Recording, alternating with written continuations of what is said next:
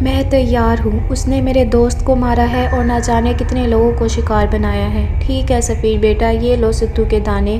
کسی پرانی قبر پر بیٹھ کر ان دانوں پر چلا کرنا ہے اور حصار سے باہر نہیں آنا، کچھ بھی ہو جائے، چاہے میری آواز آئے یا میں خود ہی آؤں یا تمہارا دوست اکبر بھی آ جائے۔ تم نے کسی کی کسی بات پر عمل نہیں کرنا، بس میرا کہا ہوا عمل کرتے رہنا، اور دن میں کسی سے کوئی بات نہیں کرنا۔ بینک سے چھٹی لے لو۔ میں نے پیر بابا کی بات مان لی، لیکن میرا دل تسلیم نہیں کر رہا تھا کہ بھابھی ایک بے رحم قاتل ہو سکتی ہیں، اور وہ ایک چڑیل کی بیٹی ہے۔ رات کا وقت تھا، فون کی گھنٹی سن کر میری آنکھ کھل گئی تو یہ اطلاع ملی کہ بھابھی ثنا ہسپتال سے فرار ہونے میں کامیاب ہو گئی ہے۔ اس بارے میں اور کچھ معلوم نہ ہوا۔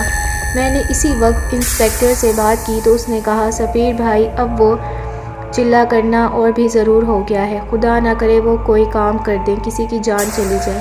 صبح ہوتے ہی بینک گیا اور بینک سے 5 چھٹیاں لیں اور انسپکٹر خان کے پاس گیا۔ میں پولیس اسٹیشن چلا گیا، وہ میرا انتظار کر رہا تھا۔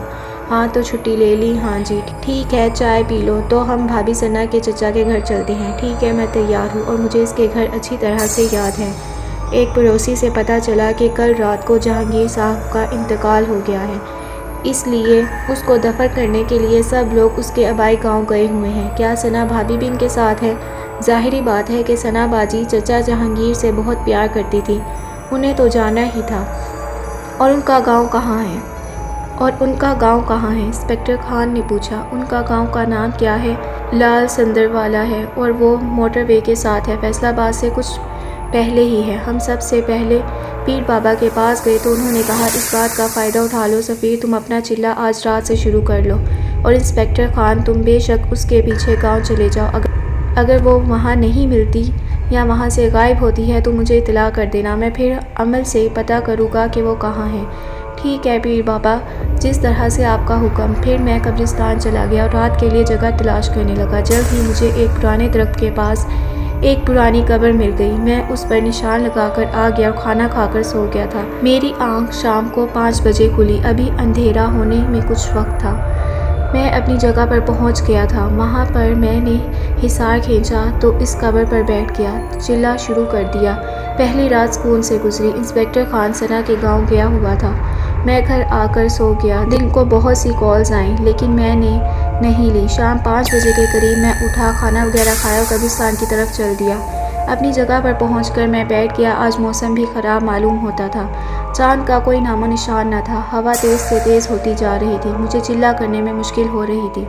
میں حیران تھا کہ جب میں گھر سے نکلا تو موسم صاف تھا، لیکن جب قبرستان میں قدم رکھا تو موسم خراب ہو گیا۔ خیر، میں علم کرنے لگا کہ آسمان پر بجلی چمکی اور بادل شور کرنے لگے، ہوا بھی تیز تیز چلنے لگی۔ مجھے عمل کرنے میں مشکل ہو رہی تھی۔ کچھ دیر میں بارش شروع ہو گئی، لیکن یہ کیا، بارش حصار کے باہر ہو رہی تھی اور جس جگہ میں تھا وہاں کوئی اثر نہ ہو رہا تھا۔ بادل خوب برسا، ہر طرف پانی ہی پانی ہو گیا، لیکن حیران کرنے والی بات یہ تھی کہ پانی کا ایک قطرہ بھی میرے قریب نہیں آ رہا تھا۔ موسم اب صاف تھا، چاند نظر آ رہا تھا اور چاندنی ہر چیز کو منور کر رہی تھی۔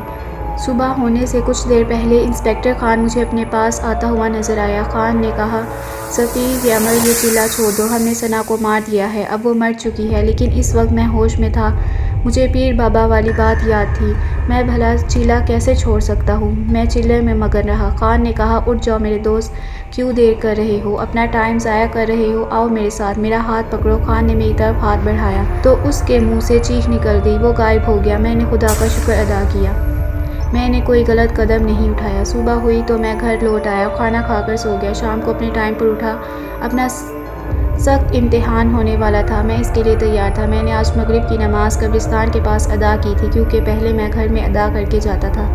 چلہ میں نے اپنے ٹائم پر شروع کر دیا۔ وہ تقریباً آدھی رات کا وقت تھا جب مجھے دور سے کسی کے قدموں کی آہٹ سنائی دی۔ کوئی سفید سایہ میری طرف آ رہا تھا۔ قریب آیا تو میں نے دیکھا وہ ثنا ہی ہے۔ انہوں نے بہت معصوم صورت بنائی ہوئی تھی اور مجھ سے معافی مانگنے لگی۔ سفیر بھائی، مجھے معاف کر دو، میں جتنا چاہتی ہوں، میرا وعدہ ہے آئندہ میں کسی کو نقصان نہیں پہنچاؤں گی۔ کافی دیر کھڑی رہی، پھر خاموش اور مایوس ہو کر چلی گئی۔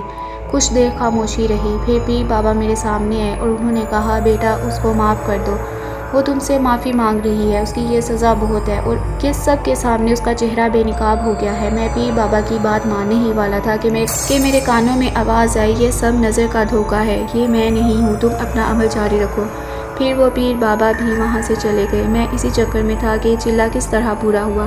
صبح ہونے سے پہلے قبرستان ایک شور سے جاگ اٹھا، قبروں سے مردے نکلنے لگے، درخت ٹوٹنے لگے، پرندے بے چین ہو کر ہوا میں اڑ رہے تھے، کچھ درختوں کو آگ لگ گئی، جس قبر پر میں بیٹھا تھا وہ بھی مسلسل تڑپ رہی تھی اور مجھے اپنا عمل کرنے میں مشکل ہو رہی تھی۔ پھر میں نے دیکھا ثنا بھابھی کے ساتھ چند اور لوگ میری طرف آ رہے ہیں، جن میں میرا مرحوم دوست اکبر بھی تھا۔ انہوں نے مجھ سے کہا، ہم نے ثنا کو معاف کر دیا ہے، اب تم بھی اس کو معاف کر دو۔ میں نے ان کی ایک نہ سنی تو وہ غصے میں آ گئے اور مجھ پر قبروں سے پتھر اٹھا کر مارنے لگے، لیکن کوئی بھی پتھر مجھے نہ لگا، سب قریب جا کر گرتے رہے۔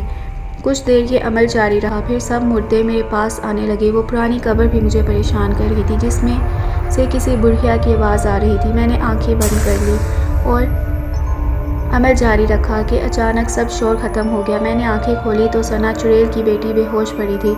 دور سے مجھے انسپکٹر خان آتا ہوا دکھائی دیا۔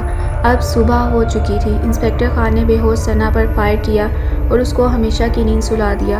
میں حصار سے باہر نکلا۔ ہم نے ثنا کی لاش کو تابوت میں بند کر کے بغیر جنازے اور غسل کے ہی دفن کر دیا، کیونکہ وہ نہ مسلمان تھی اور نہ پوری انسان تھی، وہ تو چڑیل کی بچی تھی۔ مجھے آج بھی اکبر کی یاد آتی ہے۔ اس واقعے کو 10 سال ہو گئے ہیں۔